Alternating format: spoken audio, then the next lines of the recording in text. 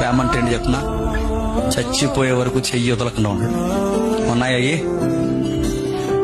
పరిస్థితులకు మారిపోతారు, కరెన్సీకి మారిపోతారు, వ్యక్తులు పరిచయలకు మారిపోతారు, రకరకాల విషయాలకు మారిపోతారు.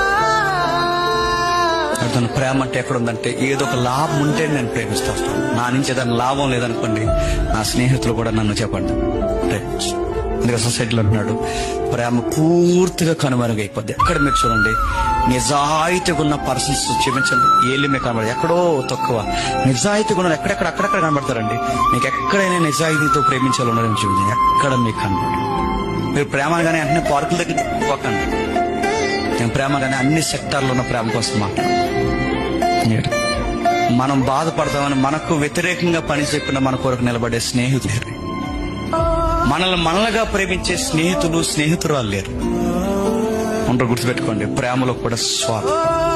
ఇవన్నీ ఎందుకు ప్రభు అంటే, క్రమం పోతాది చెప్పండి, అక్రమం విస్తరిస్తుంది, ప్రేమ రోజు చెప్పండి.